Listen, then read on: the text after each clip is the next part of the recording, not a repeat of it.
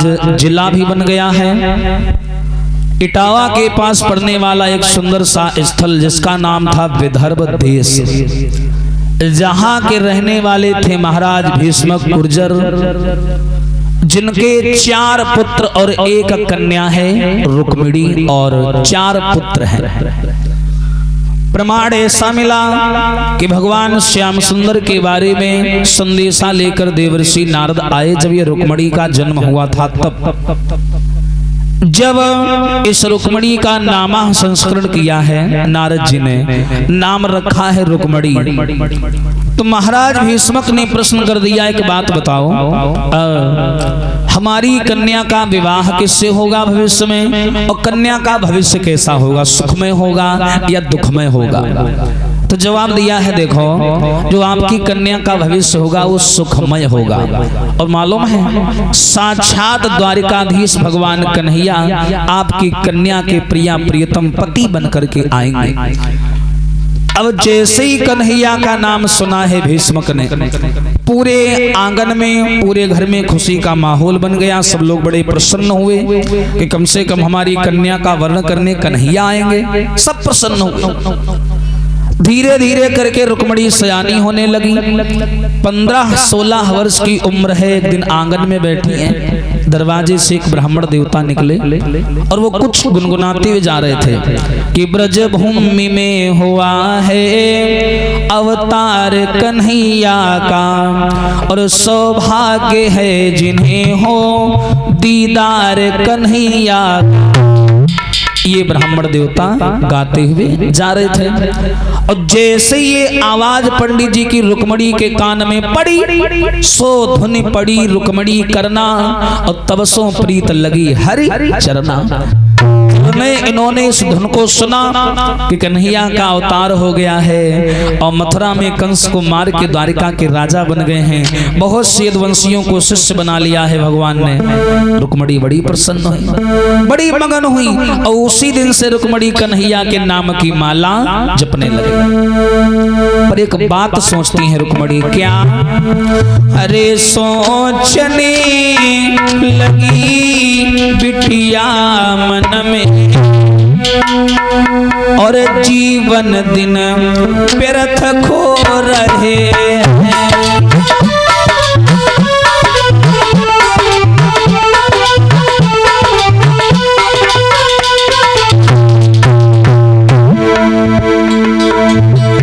सोचने लगी बिटिया मन में, जीवन दिन व्यर्थ खो रहे हैं।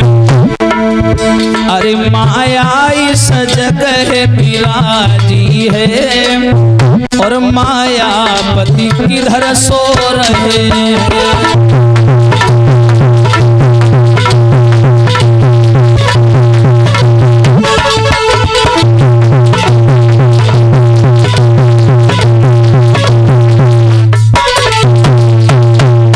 ये सवाल रुक्मिणी के हृदय में जाग गया। क्या? सोचने लगी रुक्मिणी मन में, जीवन दिन व्यर्थ खो रहे हैं, माया इस जगह विराजी है, मायापति किधर सो रहे हैं। माया तो यहाँ है, अपने आप को माया कहा उन्होंने। जो अपने आप को माया का वशीकरण स्वीकार कर ले जीवन धन्य हो जाता है, पर कोई मानता ही नहीं है कि मैं माया का वशीकरण हूँ। हाँ, पर रुक्मिणी इस बात को स्वीकार करती हैं कि माया इस जगह विराजी है, और मायापति किधर सो रहे हैं। उसी दिन से खाते पीते सोते जगते चलते फिरते उठते बैठते केवल कन्हैया के नाम की माला जपन लगी। कौन? रुक्मिणी। और क्या कहती है रुक्मिणी पता है माताओं बहनों पिता लोगों को? एक पत्थर की मूर्ति को बना लिया और श्याम सुंदर के रूप का अवलोकन करके उसे सजा लिया रुक्मिणी जी ने, और उसे सजाने के बाद में एक और मिट्टी की मूर्ति बनाई, 2 बनाई, एक अपनी और एक कन्हैया की। हाँ, बोली ये हम है, ये मेरा पति है। हाँ, अभी 16 साल की है, और दोनों को बैठी हमेशा सामने रख लेती हूँ, गुनगुनाया करती। क्या? अरे कान्हा तोरे कारण, हरे रसिया तोरे कारण, कान्हा तोरे कारण, रसिया तोहरे कारण क्या जोगन बनी जाऊंगी, कान्हा तोहरे जोगन बनी जाऊंगी, कान्हा तोहरे कारण जोगन बनी जाऊंगी।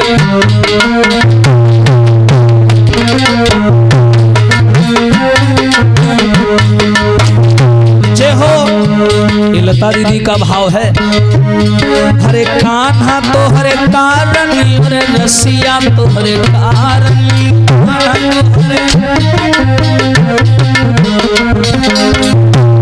हरे कान्हा तो हरे कारण, हरे रसिया तो हरे कारण,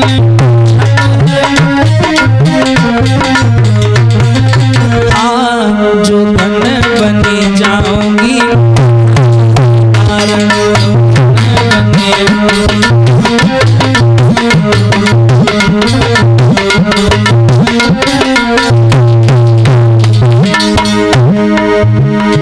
अरे जीत लिया तोरे गीतन मन को, जीत लिया तोरे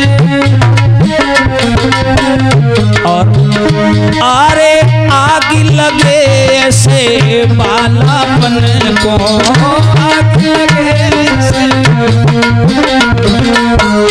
हाँ आग लगे ऐसे बालापन को,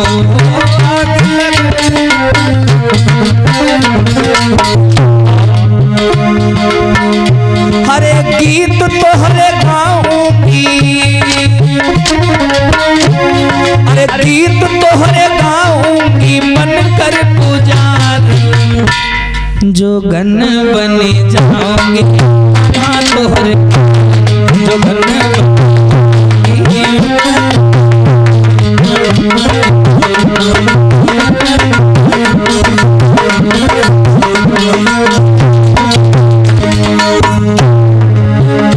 हरे कान्हा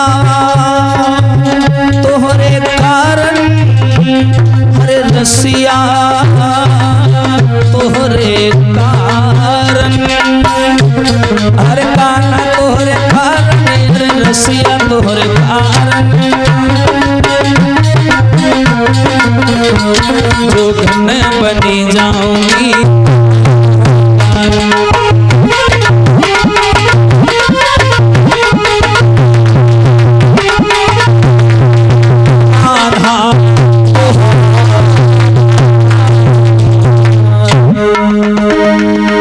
जीत लिया तोरी प्रीत ने मन को, आग लगे ऐसे बालापन को, हाँ भजन तोरे गाऊंगी बनकर पुजारन, जोगन बन जाऊंगी श्याम तोरे कारण।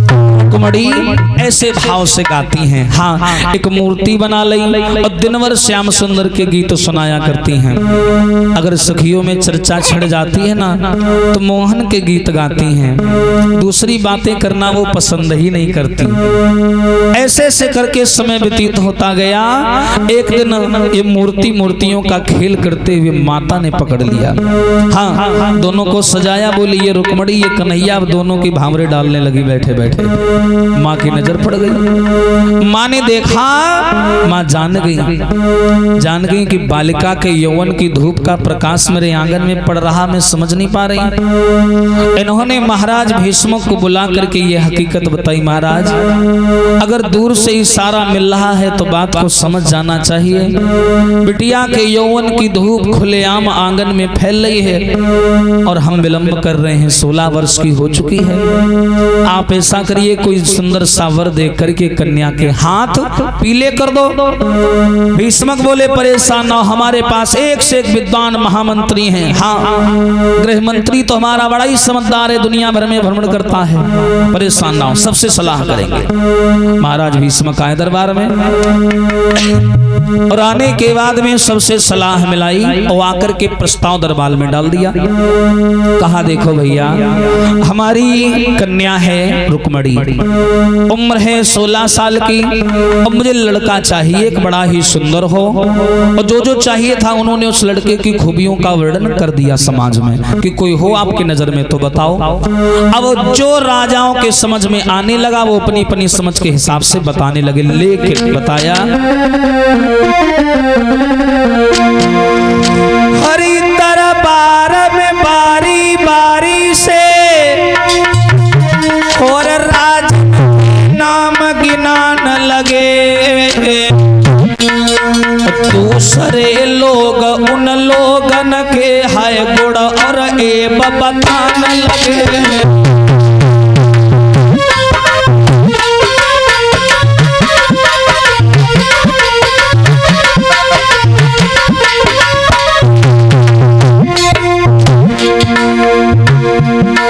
दरबार में बारी बारी से राजन के नाम गिना न लगे। दूसरे लोग उन लोगन के है गुण और एब बताने लगे।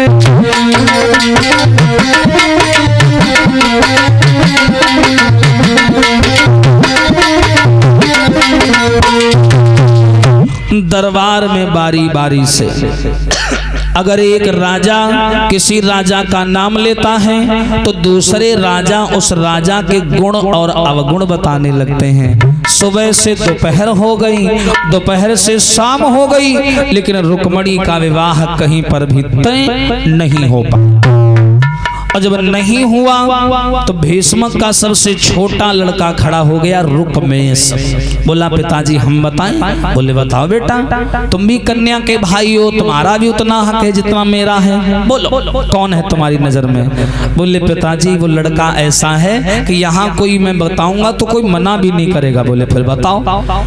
बोले पुरुषों में है वो पुरुष रतन और जिससे यह शादी की जाए, और दिन दूल्हा वही कन्हैया है और जिन संग दामादी की जाए। कन्हैया कैसे रहेंगे हमारी बहन रुक्मणी के लिए? और ऊपर से देवर्षि नारद भी ये बता करके गए हैं कि हमारी बहन का विवाह उनसे ही होगा।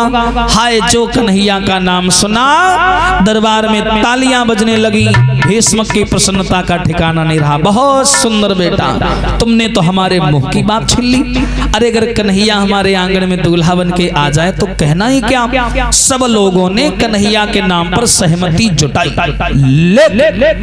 एक आदमी बड़ा शांत बैठा है, भुजाएं हिल रही हैं, आंखें बड़ी बड़ी, होंठ कांप रहे, खड़ा हो गया, चिल्लाया चुप हो जाओ सब लोग, पागल हो गए हो? अरे शान मान सम्मान सब मिट्टी में मिला दी तुम लोगों ने। अरे वो ग्वाला गवार नंद का छोरा मेरी बहन का पति बन के आएगा? भीष्म का बड़ा लड़का रुकुम खड़ा हो गया जो कन्हैया का सबसे बड़ा दुश्मन था, बैरी था, एक कृष्ण को पसंद नहीं करता था। रुकुम खड़ा हो गया, आवाज लगाई किसका नाम लिया था आप लोगों ने? बोले कन्हैया। पागल हो? वो कन्हैया हमारी बहन का दूल्हा बन के आएगा, उसके बारे में मालूम है? उसका गंदा इतिहास आप लोगों को पता है? बोले क्या इतिहास गंदा है? हम महाराजा कहला और वो ग्वाला कृष्ण कन्हाई है।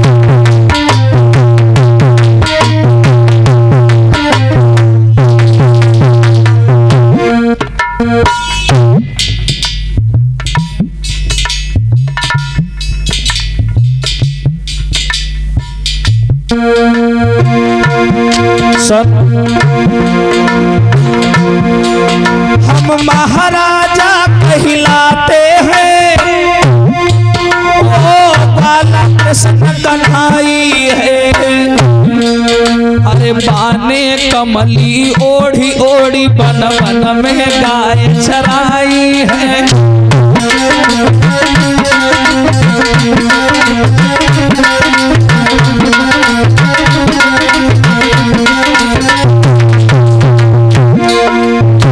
याद रखना पिताजी, कहाँ हम राजा महाराजा खानदान के लोग, कहाँ वो बन बन गाय चराने वाला, उन ग्वाल वालों का जूठा माखन खाने वाला, कंस को मार करके मथुरा का राजा बन गया।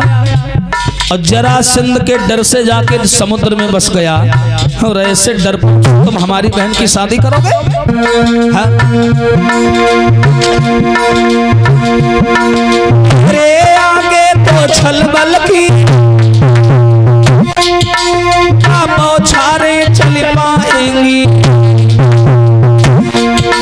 जो ये शादी पक्की होगी तलवारें चली जाएंगी।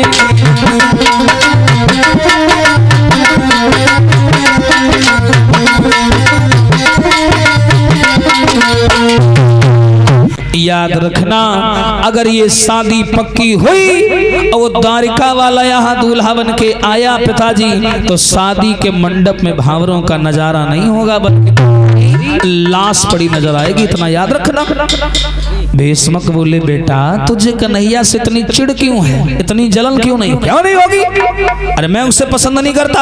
हाँ, एक नंबर का छलिया आदमी, बंसी बजा बजा करके गोपियों को नचाता रहा, ऐसे नचैया गवैया के साथ में हमारी बहन का विवाह करोगे? समाज में क्या सम्मान रह जाएगा हम लोगों का? भीष्मक बोले बेटा वो भगवान है। अरे भगवान नहीं है, छलिया है, एक नंबर का मायावी है। हाँ, आप हमें बताओ कैसा लड़का चाहिए आपको? भीष्मक बोले लड़का भोला भाला हो, पैसे वाला हो, दिल वाला हो, समाज में बोल वाला हो, ऐसा कोई हो तो बताओ। बोले हाँ, अब हुई ना बात, अब हम आपको लड़का बता रहे। लड़का ऐसा ही है, भोला भाला है, पैसे वाला है ना, दिल वाला है, भोला भाला है, भाव वाला है, हिम्मत वाला है, और रिश्ते में हमारा साला। हाँ साला, तो बताओ कैसा रहेगा? भीष्मक बोले नालायक, तू अपनी बहन की शादी अपने साले के साथ करेगा? बोले तो इसमें बुराई क्या है? साला है आखिर हमारा, उसने अपनी बहन हमको दे दी, हम अपनी बहन उसको दे देंगे, वो हमको जीजा कहेगा, हम उसको जीजा कहेंगे, और क्या बराबरी का रिश्ता चलेगा? हमारे जैसी सोच रखो, ना ऊंचा ना नीचा, बराबरी का समझो सबको। हाँ, ये भैया बड़ा अजीब शब्द है, जीजा। कोई मरा धरा हो कही तो जीजा, और क्या जीजा। पहले बड़ा ही सम्मानजनक शब्द से नवाजा जाता था, बहनोई साहब, अब बहनोई से हो गया जीजा। शहर में चले जाओ, सिटी में बहनाएं जीजा को कहती हैं जीजू। हाँ, और कुछ दिन बाद कहा लगे जूजू से ये बातें बोली। कहा देखो हमारे हिसाब से चलिए आप लोग, कितना बढ़िया रिश्ता है। चंदेरी का रहने वाला चेद नरेश और हमारा साला शिषपाल, कितना बढ़िया रिश्ता चलेगा, है ना। और देखो धन वाला भी है, आखिर राजा है ना, और बहुत अच्छा रिश्तेदार है हमारा, हिम्मत वाला है, काफी सेना है, और मालूम है बड़ी दूर दूर तक पहुंचे उसकी। हाँ, व्यवहार भी काफी कुशल है उसका, हम उससे अपनी बहन की शादी करेंगे। भीष्मक बोले बेटा वो रिश्ते में तुम्हारा साला लगता है, ये रिश्ता समाज से को स्वीकार नहीं होगा। बोला समाज से में क्या मतलब? ये समाज खाने को देती है कि पहनने को देती है? समाज से मुझे कोई मतलब नहीं है। हाँ, जो होगा सो देखा जाएगा, लेकिन हमारे काम में अगर किसी ने अड़ंगा लगाया तो शादी के मंडप में उसकी लाश पड़ी नजर आएगी, इतना याद रखना। हाँ, इतना उसने कहा और पैर पटकता हुआ वहां से चला गया। भीष्मक बोले जाओ लाला, कन्हैया से दुश्मनी मोल ले रहे हो, तुम्हें बहुत जल्दी इसका परिणाम मिल जाएगा। अब ये रुक्म वहां से चला, रुक्मणी के कमरे की तरफ आया, और रुक्मणी वही लिए कन्हैया की फोटो बैठी, साजन मेरा उस पार है। हाँ, लिए बैठी बेचारी देख रही थी। और तब तक क्या हुआ, जूतों की खटपट की आवाज सुनी, तुरंत तस्वीर को नीचे छुपा दिया, अब भोली बन के बैठ गई जैसे कुछ जानती नहीं है। हाँ, आया रुक्मणी, हाँ भैया इधर आओ। क्या कर रही हो? कुछ नहीं, बैठे हैं। मैंने तुम्हारा विवाह तय कर दिया है। अच्छा, विवाह का नाम सुना रुक्मणी बड़ी खुश हो गई। क्यों? क्योंकि घर में बातें हुआ करती थी ना पहले की शादी कन्हैया से होगी, तो यही सोच के वो खुश हो गई कि कन्हैया से तय हुआ होगा। बड़ी खुश, शर्मा गई, गर्दन नीचे झुका ली। जब हंसी तो रुकुम को लगा कि हमारी बात पे हंसी, तो रुकुम बड़ा खुश हुआ, बोला हाँ बहन हो तो ऐसी हो जिसने भाई की हाँ में हाँ मिला दी। हाँ, और तुम परेशान ना हो, बहुत सुंदर लड़का है वो हमारा साला शिषपाल, तुम्हें बहुत खुश रखेगा। और जो शिषपाल का नाम सुना रुक्मणी फिर बड़ी बड़ी आंखें करके देखने लगी। क्या? हाँ, शिषपाल के साथ मेरी शादी? हाँ, मेरा साला। अल्ले रुक्मणी रोवन देखो। हाँ, वही सामने रोने लगी और इतना बोल करके वो चला गया। रुक्मणी बंद की दरवाजा मारने घूसा। रहमन देव कमरम। हाँ भैया, अरे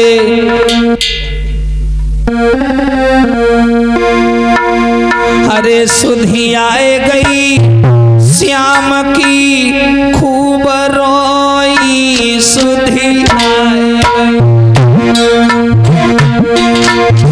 हरे सुधी आए गई कन्हैया की खूब रोई, सुधी आए गई।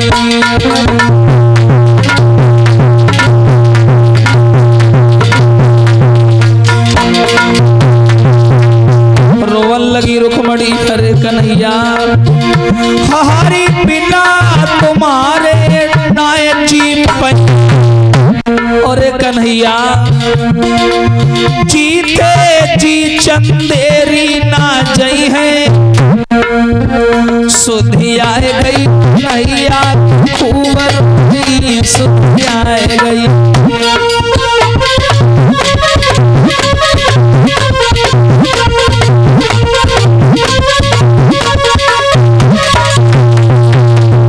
याद रखना रुक्मणी बहुत रोई, ये पता चला कि मेरा भैया मेरी शादी अपने साले के साथ करने जा रहा है। बहुत बहुत रोई। हाय, रोवत रोवत रुक्मणी को नींद आ गई। नींद और दरवाजा बंद, जे सोए गई और सोवत ही सोवत सपने में भगवान कन्हैया ने दर्शन दिया। हाँ, और कहा देखो रुक्मणी, अगर कोई ज्यादा परेशानी होए, दिक्कत होए तो एक पत्र लिख करके द्वारिका भिजवा देना और मैं आकर के तुम्हें ले जाऊंगा। अब जैसे ही भैया रुक्मणी सोई, सपने में कन्हैया से बातचीत चल रही है। उसी समय इनकी सहेलियां आ गई रुक्मणी की ओर, दरवाजा खटखटाने लगी। रुक्मणी, ओ बहना खोलो दरवाजा। हाय, जैसे दरवाजे की आवाज को सुना रुक्मणी की नींद उचट गई, खुल गई और नींद में उठ करके बैठ गई भैया बिस्तर पे और सपने को गरियान लगी, सपने को गाली देने लगी कि सपनों तो मरवाऊंगी, तूने कियो कलेजा छेद और सोवत में हम दुई जने और जब जागी तब तो सपनों कहे पुकारी के औरी क्यों मरवावेगी मोए, और बड़ी दूर तेरो पिया बसे मैंने आए मिलाए तो 750 कोस है द्वारिका और मैंने आकर के तुझसे मिलाया, तुम मुझे मरवाना चाहती। तब तक सहेलियां आ गईं और सहेलियां का आई रास्ते में रुकुम ने इनको बता दिया कि हम रुक्मणी की शादी तय कर रहे हैं। यही खबर लेके सहेलियां आ गई, बोली बहन हमने सुना है तुम्हारी शादी तय हो गई है। हाँ बतो बधाई हो भाई, रुक्मणी की शादी तय हो गई। रुक्मणी कान लगी भाग जाओ, काट खाई नरीम तुम्हारे बहन शादी तय हो गई। हाँ वैसा सुबह दिमाग खराब जब तक कम मुंह देख ली ना है। हाँ बोले काहे, शादी होना तो बड़ी अच्छी बात है और तुमको तो खुश होना चाहिए। तो ये तो रो रही है, गालन पर रोवे की लकीरें बनी है। क्या हुआ का हुआ तो कुछ पता है? चली आई हूं तेरे। हाँ बोले बताओ ना बात क्या है। बात ये है कि मेरा भैया अपने सगे साले के साथ मेरी शादी करने जा रहा है। बताओ ये खुशी की बात है। तो लड़कियां बोली तो मत दुखी वाली का बात है, लड़का धरा बही रहेगा काना का। बोले काना नहीं है तो फिर अब का चाहिए तुमका? लड़का पैसे वाला है, राजा है, सारे सुख हैं और तुमका का चाहिए? बोले नहीं मैं कृष्ण से प्रेम करती हूँ, उनके साथ में जाऊंगी शादी करके। अब यह कौन है? कहाँ रहा थे? बोले द्वारिका में रहता है। द्वारिका में? ये कहाँ है? गुजरात में पड़ती है। अरे दैया गुजरात, तो एक आस पास कोई लड़का नहीं मिला। गुजरात? बोले हाँ। तो बालाएं बोली बताओ। रुकुम लगा है तुम्हारी शादी करवाने में, चारों तरफ तैयारियां जोरों शोरों से चल रही हैं और तुमने इतनी दूर लड़का पसंद किया, अब शादी कैसे होगी बताओ? और 2-4 दिन में वो तुम्हारी शादी करवा देगा, क्या कर लोगी 2-4 दिन में? रुक्मणी बोली हम कोई बात नहीं, मैं तो श्याम की जुगनिया बनी जाऊंगी, घर से भाग जाऊं, मैं तो श्याम की जुगनिया बनी जाऊंगी, घर से चली जाऊं।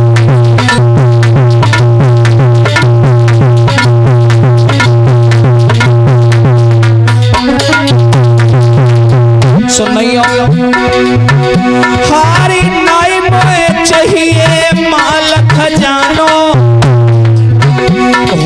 नाई कोई जेवर मोई बनवा, मैं तो उन्हीं के रंग में रंगी जाऊं, ली जाऊं, मैं तो श्याम की जुगनिया बनी जाऊंगी, घर से चली जाऊंगी।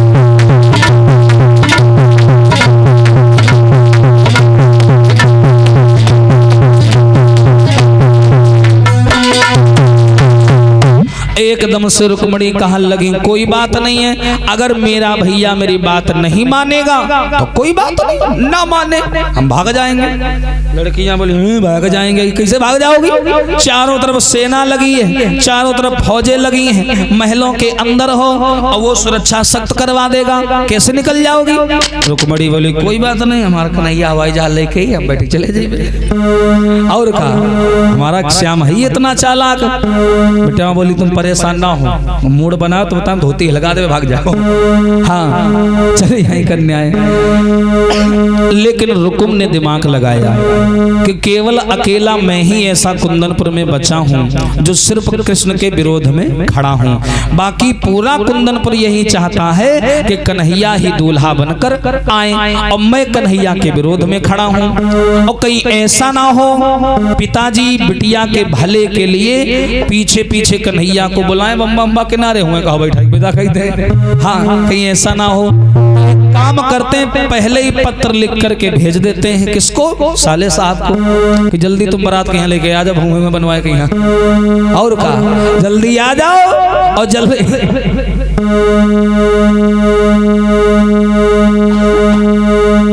जल्दी आ जाओ और आकर के विवाह करो। तो उसने देर नहीं लगाई, एक पत्र लिया और उस पत्र में शिशुपाल के लिए पत्र लिखने लगा। कौन? रुकुम। और क्या लिखा?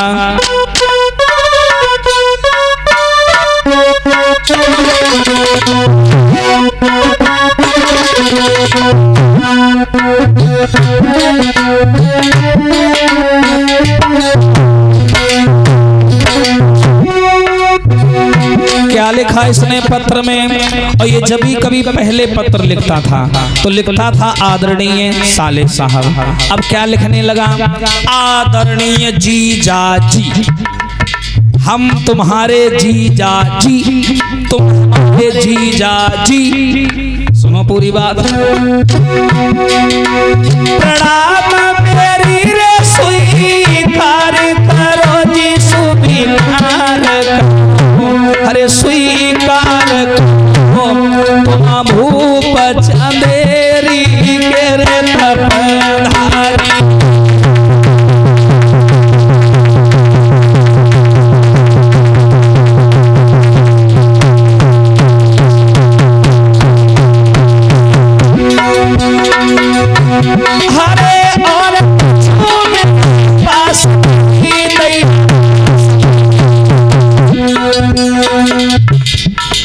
कन्हैया भी हाव है, तुम काहे मरे जा रहे? हरे एक पहना दे रहे शरण तुम्हारी,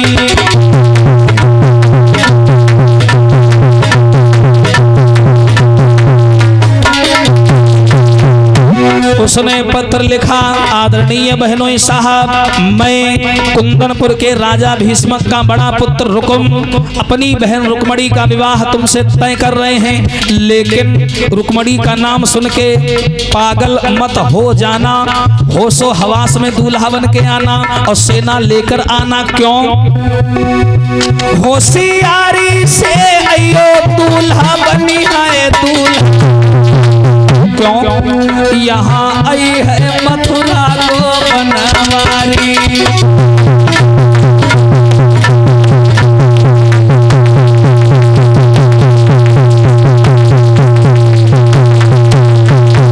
इसने पत्र लिया और लेने के बाद में लिख दिया कि बहनों साहब होश में दूल्हा बन के आना।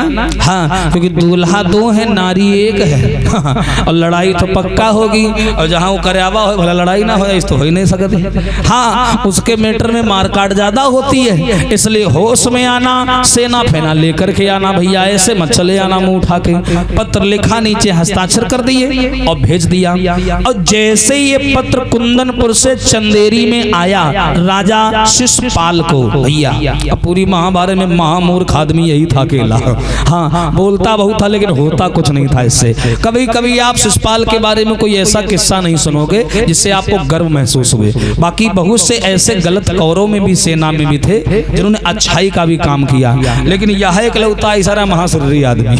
हाँ, शिशुपाल के पास में जैसी पत्र पहुंचा और शिशुपाल ने खोल करके पढ़ा, अपनी बहन की शादी तुमसे तय कर रहे हैं, एकदम तेरे उल्लरी गवा गद्दी पर थे, बड़ा खुश, बोला रुक्मणी हे भगवान ऐसे जीजा सबका मिले, बता रुक्मणी की शादी अगर हमसे हो जाएगी तो मेरा नाम कितना हो जाएगा, कितनी सुंदर है रुक्मणी। नाव ठाकुर हमें ठाड़ रहा है, नाव ठाकुर कहा तरे वाली पढ़ ले, तरे वाली लाइन ऊपर ऊपर में पढ़ा हो, पलटो पलटो छोटा है ना, पलट ले, वहाँ पीछे एक चीज लिखी है। जैसे उसने पीछे पढ़ा शिशुपाल ने कि होश में दूल्हा बन के आना, यहाँ कन्हैया भी आएगा, और जैसे ही कन्हैया का नाम सुना तुरते मुंह लटक गवा। हाँ, कहा यार जब हम देखो तो हम करवा पहले पहुंच जाते। हाँ, अगर ये आएगा तो शादी कैसे होगी? पर एकदम से दिमाग में झटका लगा, होगी क्यों नहीं होगी? सुना अकेले बहुत जाता है वो। हाँ, जहाँ जाता है अकेले जाता है तो होगी, बिल्कुल होगी। अरे लड़ी के पाई भराओ, अरे रुक मेरी संग भावरी डालो,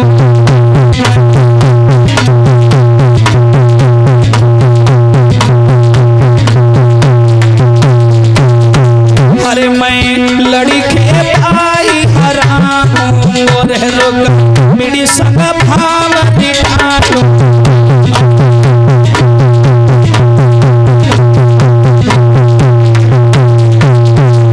एकदम से शिशुपाल बोला, आने दो कन्हैया को, मैं डरता हूँ क्या उससे? अरे मैं सेना लेकर के जाऊंगा, भारी भुज बल प्रताप लेकर के जाऊंगा, लड़ाई करूंगा, लेकिन रुक्मणी को जाने नहीं दूंगा। हाँ, चाहे गोली लाग जाए हाथ में, हम शादी करेंगे तो उच्छे ही करेंगे। हाँ, जो होगा सो देखा जाएगा। अब इसने नाई और ब्राह्मण को भोजन करा करके विदा किया और ये वहां से पत्र लेके चला, बहुत खुश, पूरे आंगन उलरा उलरा घूमा है। हाँ, रुक्मणी रुक्मणी रुक्मणी, और ये पहुंचा अपनी भाभी के पास। ले भाभी, पिछले वाले कार्यक्रम की याद आ गई अचानक। हाँ, गुस्सा ना कर। इधर जैसे ही ये आंगन में गया तो भाभी भोजन बना रही है इसकी किसकी? शिशुपाल की। ये गया और पूछने लगा, भाभी क्या कर रही हो? बड़ा प्रसन्न भैया। हाँ, भागवत में तो ऐसा वर्णन आया, इनका वो वाला हाल है भैया, अंधरक मिली पीतर, वो कहते बाहर धरी के भीतर। हाँ, कभी इतनी सुंदर कभी इतने सुंदर कन्या देखी तो है नहीं, और पहली बार रुक्मणी जैसी सुंदर कन्या मिली तो भैया एकदम पागल हो गया, कामांध हो गया। और जैसी भाभी के पास आया, बोला भाभी क्या कर रही? बोले बेटा भोजन बना रहे हैं। बोला ऐसा करो, ये फूंकना बंद करो चूल्हा और हमका जल्दी बना दो। दूल्हा भाभी कैसी देखी, दूल्हा बना दी, ना कहूँ ती लगुन आई, ना कहूँ ती टीका हुआ, कहाँ खिमची पर भरे जा रहे हो?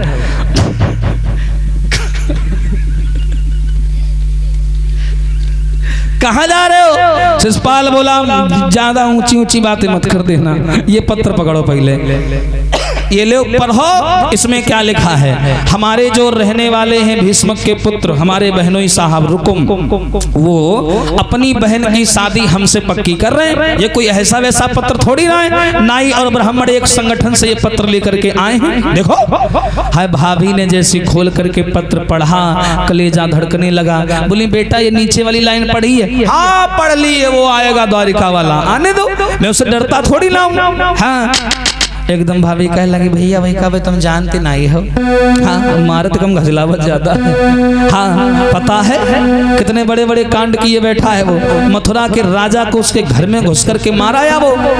अरे वो मार आया होगा लालच दे करके, दौलत का सारी सेना को अपने पक्ष में कर लिया, कंस अकेला पड़ गया, मार दिया उसको। लेकिन उसे ये नहीं पता है कि हम लोग कौन है, असली ठाठ गुजरों का भी उसने नहीं देखा है। और जिस दिन देखेगा तो भाग के द्वारिका के और आगे बस जाएगा जा करके। हाँ भाभी बोली हमका लागत यह है तुम्हारे जोश तुमका लई डारी। हाँ ये जोश ठंड कई ले भैया, दूल्हा दो है नारी एक है, लड़ाई होगी। शिषपाल बोला भाभी तुम दूल्हा बनाओ, डरवाओ ना हमका। हाँ हम दूल्हा बनाओ। भाभी बेचारी गई, उठाए लाई जो उनको छोड़ बवाल है का सजावे लगे। अच्छा कोई ढंग का काम करने जा रहे हो तो सगुन होए, हाँ जा रहे हैं उठपटांग काम करे तो असगुन होए लागा। भैया नहाए धोए कि यहाँ बढ़िया आवा दूल्हा बने खातिर पटा रखा था, पाटा नहीं होते है वही पर बैठा रहा सजावा जा दूल्हा के यहाँ। तो वह पर जैसे ही बैठन चला तो का होगा, जाने धरो पटा पे पावरे तो छींक हुई गई भारी।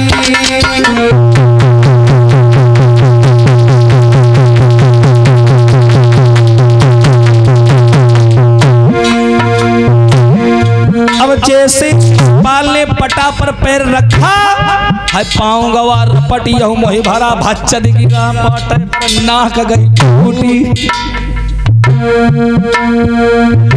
दूल्हा बने थे पहले है बोनट बिगड़ी गवा।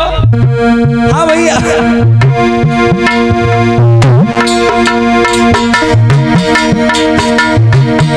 शिशुपाल दूल्हा बनी रहो रे, शिशुपाल दूल्हा बनी रहो रे, पिलैया रोई कार।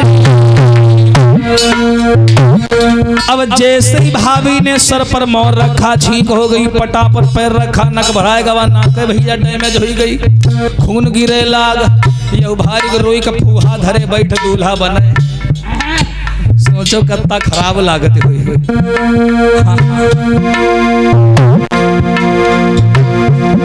और जैसे ही इसका श्रृंगार शुरू हुआ, आहा बिलैया रोने लगी, असगुन होने लगा, भाभी डर गई। राजा बिलैया घर में रोए रही है, और लक्ष्मी सीता सा तुरंत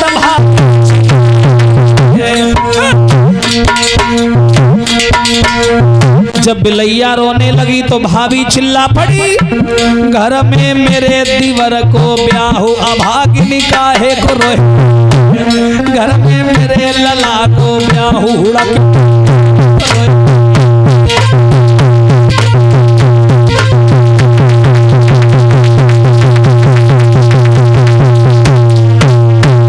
याद रखना अब ये दूल्हा बना, दूल्हा बन के जब तैयार भवा शीशक आगे गवा और रोवे लगा। हाँ भाभी बोली क्या हुआ, अरे तू नारी थोड़ी जो तेरी विदाई हो रही है तू रो रहा है। क्या भाभी हम रो ही के मारे रहे, बताओ कितने हौसला हम तैयार नाक फूट गई। हाँ सबसे बड़ा दुख इसी बात का है। भाभी बोली भैया नाक नहीं फूटी है, ये संकेत मिल रहा है। अब और कुछ फूटे ही थे, पहले घर में बैठे जाओ चुप पे और तुम ना जाओ हुआ, ये संकेत मिल रहा है। कुछ ना हम जाएंगे जरूर, अब तो भैया आन बान शान की बात है। हाँ ये दूल्हा बनी बने बैठा सिंहासन पे और पत्र लिखना शुरू कर दिया। जितने दमदार आदमी थे भोजवंशी के चारों तरफ सबको इसने इकट्ठा करना शुरू कर दिया।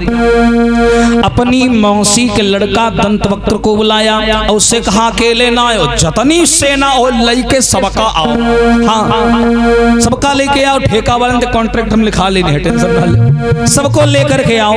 और उसके बाद में कौरवपति दुर्योधन को भी पत्र लिखा, कहा कि आप भी अपनी सेना लेकर के आओ। बताओ एक अकेले आदमी का इतना बड़ा खौफ था, एक अकेला आदमी अब वो मारी की चवाई से इकट्ठा करे।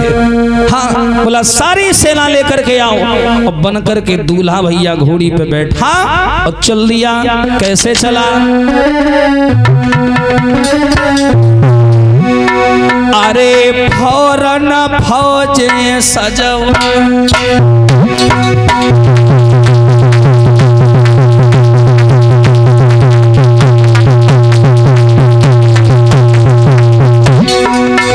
इसने सेना को सजाया और चल दिया।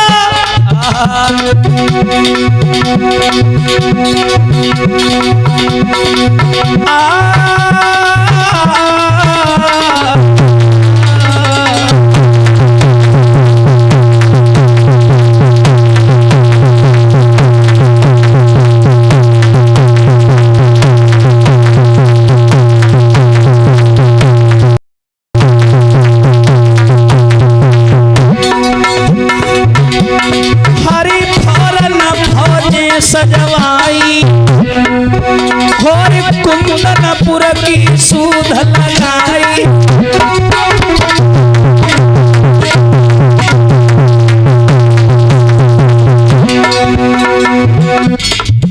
विशाल सेना को सजाया और दूल्हा बन करके बैठा और कुंदनपुर की ओर चल दिया।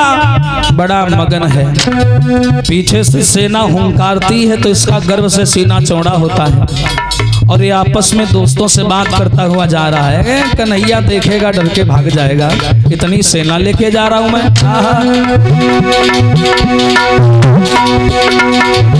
हे चली परायत चंदेली से कुंदनपुर की सीध लगाए। अरे असगुन लख के छाती फटी गई, अरे दिल में खुआ मेरे खुजाए।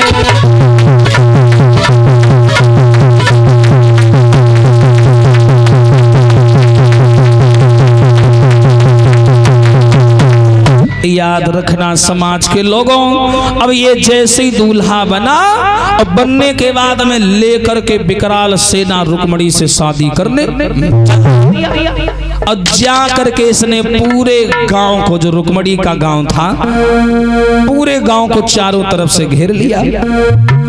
हाय जैसे ही भीष्म को सूचना मिली कि मेरा लड़का नहीं माना, मनमानी कर डाली, अपने साले को उसने बुला लिया है, तो भीष्म को उल्टा मुंह आंगन में गिर गए, बोले नालायक ने मुंह दिखाने लायक नहीं छोड़ा। हाँ हाय ये खबर रुक्मणी के पास में पहुंच गई कि मेरे भैया ने अपने साले को बुला लिया है और वो पूरी सेना लेकर के उसने पूरी कुंदनपुर को घेर लिया है। रुक्मणी एक झलक देखने के लिए छत पर चढ़ी। हाय छत पे जाकर के देखा चारों ओर धूल ही धूल, हाथी घोड़ा तलवारें चम चम चम चम करके चमक रही हैं। रुक्मणी बोली हाय यहूदा खा, ये भैया मेरा बीच में दीवार बन गया, अब मैं क्या करूंगी।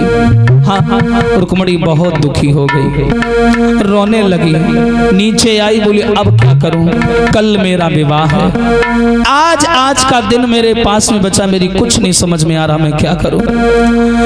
दीन नहीं तकारी श्याम और कन्हैया तुम कहाँ पे देर लगाई रे।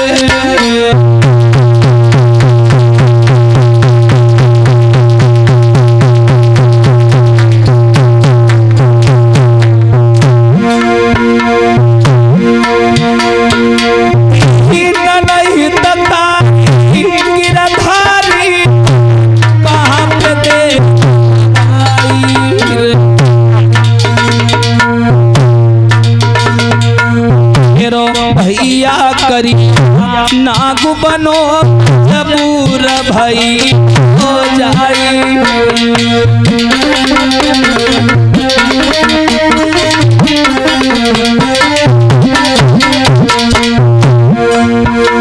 हरी बाला फल से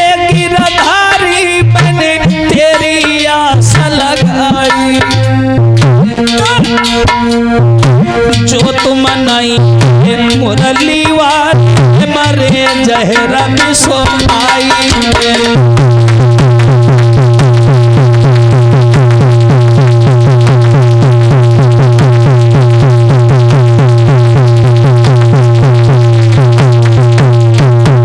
आज रुकमणी उस आंगन में अकेली पड़ गई और फूट फूट करके रोने लगी, बहुत रोई। रोते रोते ये बेहोश हो गई, उसी कमरा में सो गई। अब तो भैया वहां रुकमणी की तैयारियां चलने लगी। चारों तरफ सेना आ गई। रुकम बड़ा खुश है कि मेरे बुलावे पर बहनोई साहब आ गए। शादी की तैयारियां चल रही, चारों ओर सेना लगी, सुरक्षा चौगुना। अब कोई जाने वाला भी नहीं बाहर से कोई अंदर आने वाला भी नहीं। रुकमणी घिर गई चारों तरफ से, अकेली पड़ गई। वही पंडित जी जो बचपन में आए थे, रुकमणी को ज्ञान देकर चले गए थे द्वारिकाधीश के बारे में, वही निकले दरवाजे से। और जैसे निकले आवाज लगाई, बिटिया और रुकमणी दरवाजा खोलो। एकदम से निकली रुकमणी बाहर। हाँ पंडित जी, आंखों से आंसू पोंछते हुए। पंडित जी ने देखा, बोले बिटिया हमने सुना है तुम्हारी शादी है और यहाँ बारात भी आ चुकी है, और देखो कुंदनपुर को कितना अच्छे से सजाया गया है। हाँ, ये कुंदनपुर आजकल कुदरकोट के नाम से जाना जाता है। बोले देखो कितना बढ़िया सजाया गया है, और तुम रो रही हो, क्या बात है? रुकमणी ने हाथ पकड़ के पंडित जी को अंदर ले जाकर के बिठाया। कहा ब्राह्मण देवता, आपको नहीं मालूम, मेरा भैया अपने सगे साले के साथ मेरी शादी करने जा रहा है, और इसीलिए मैं रो रही हूँ, इसीलिए मैं परेशान हूँ, मैं उसके साथ में जाना नहीं चाहती। पंडित जी बोले सगे साले के साथ? बोले हाँ। तो अच्छा कोई बात नहीं, तो तुम किसके साथ में शादी करना चाहती हो? तो बताए पंडित जी। बताओ। हेलो हेलो, आवाज आ रही? आ रही। ये बताओ पंडित जी। बताओ बिटिया। मैं श्याम से प्रेम करती हूँ, मैं उसके साथ नहीं जाऊंगी। श्याम से? हाँ, कन्हैया से। कन्हैया को कहाँ देखा तूने? देखा है। कहाँ देखा? Video calling. वीडियो कॉलिंग उस समय कहाँ थी? देखा है।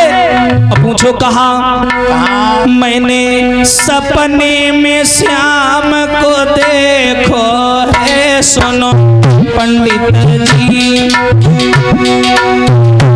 मैंने सपने में कन्हैया देखो है, सुनो पंडित जी।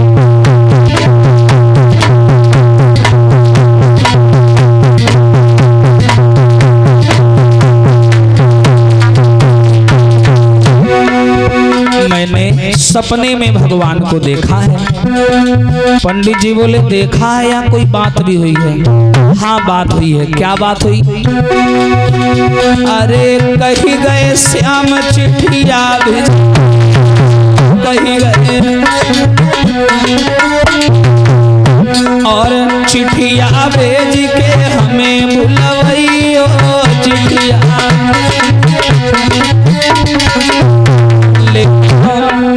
चारों तरफ सेना लगी है। पंडित जी कौन ले जावे मेरो संदेशो? पंडित जी मैंने सपने में संवरिया देखो है, सुनी पंडित जी।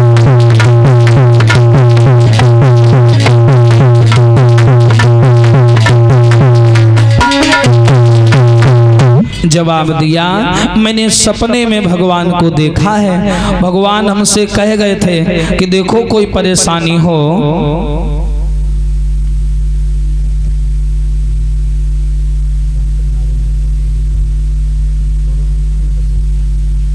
और आप हैं सम्मानीय डॉक्टर नरेंद्र यादव जी, इसी ग्राम तोंकलपुर के निवासी हैं। 501 सादर सुमन भागवत प्रांगण में और 200 से 1 सादर सुमन सभी स्टाफ के मेंबर को भेंट हो रही हैं। परमात्मा से आशीर्वाद की कामना।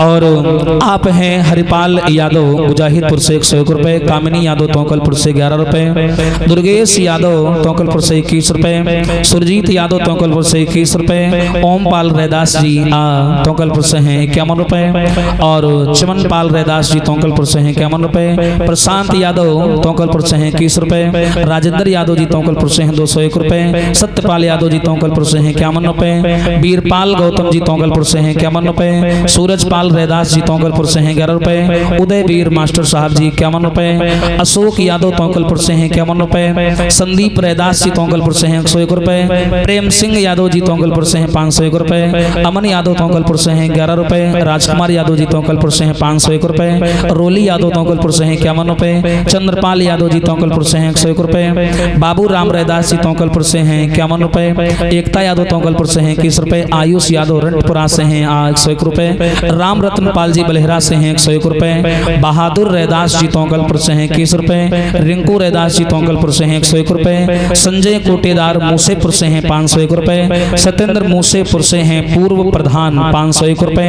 रेखा यादव जी तोंकलपुर से हैं 51 रुपए, शिखा यादव जी तोंकलपुर से हैं 51 रुपए, राधे लाल रैदास जी तोंकलपुर से हैं 51 पसंद रहे अब और है, और सत्येंद्र यादव जी तोंकलपुर से हैं 51 रुपए, जितेंद्र यादव जी तोंकलपुर से हैं 51 रुपए, रागिनी यादव जी तोंकलपुर से हैं 51 रुपए, रूबी यादव तोंकलपुर से हैं 51 रुपए, शशांक यादव जी तोंकलपुर से हैं 51 रुपए, दिव्यांश यादव जी तोंकलपुर से हैं 21 रुपए, नन्हे भैया यादव जी तोंकलपुर से हैं 101 रुपए, संतराम पुनैया से हैं जय गुरुदेव जी 101 रुपए, दीपक यादव तोंकलपुर से हैं 51 रुपए, हरीश चंद्र यादव जी तोंकलपुर से हैं 101 रुपए, भगत रैदास जी तोंकलपुर से हैं 51 रुपए, मधुरपाल यादव जी तोंकलपुर से हैं 101 रुपए, प्रियांशी यादव तोंकलपुर से हैं 11 रुपए, नैन्सी यादव तोंकलपुर से हैं 11 रुपए, आसना यादव जी तोंकलपुर से हैं 11 रुपए, महेश्वर कुमार तोंकलपुर से हैं 21 रुपए, सानू सिंह रहोलिया से हैं 201 रुपए, तपन कुमार पांडे जी रहोलिया से हैं 101 रुपए, मोहित कुमार बस्ती जी रहोलिया से हैं 101 रुपए, धीरज राठौर जी रहोलिया से हैं 101 रुपए, धर्मवीर यादव जी रहोलिया से हैं 51 रुपए, सोनपाल राजवंशी जी तोंकलपुर से हैं 101 रुपए, दिलीप पाल पूर्व प्रधान जी हसनापुर से हैं 251 रुपए, सोनू यादव तोंकलपुर से हैं 51 रुपए, आसाराम यादव तोंकलपुर से हैं 501 रुपए, खुशी राम यादव जी तोंकलपुर से हैं 201 पुष्प मुद्राएं भेंट हो रही हैं आशीर्वाद की कामना। बोलिए सच्चिदानंद भगवान की। और ये हैं युवा भीम सेना कमेटी मूसेपिन ककरवा से, मूसेपुर ककरवा से हैं 201 पुष्प मुद्राएं, नवल किशोर मुकेश जी और फिरोज कुमार गौतम जी 201 पुष्प मुद्राएं, सर्वेश कुमार 201 और पारस गौतम जी 101 रुपए, राम निवास जी गौतम जी 101 रुपए, राजेश कुमार खन्ना 101 रुपए, मेवाराम गौतम जी 101 रुपए, अजय कुमार पत्रकार जी 101 रुपए भेंट हो रहे हैं। आप हैं गुड्डू यादव गुजरपुर से हैं 501 रुपए, गात राम सिंह यादव जी मुजाहिदपुर से हैं 101 रुपए, अरविंद राजवंशी जी तोंकलपुर से हैं 51 रुपए, बालस्टर यादव जी मगनपुर से हैं अध्यापक 501 रुपए, श्री मनसानाथ कोचिंग सेंटर मगनपुर से हैं 111 रुपए, विजनेश रैदास जी तोंकलपुर से हैं 21 पुष्प मुद्राएं भेंट हो रही हैं।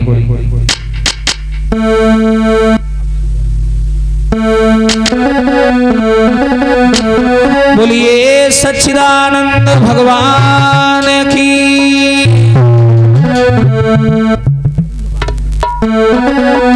आइए इधर ब्राह्मण देवता ने जब ये कहा कि अब क्या करोगे बिटिया, तो रुक्मणी ने कहा ऐसा करो, भगवान श्याम सुंदर ने कहा था कोई परेशानी होए तो पत्र लिख करके भिजवा देना, मैं आकर के तुम्हें ले जाऊंगा।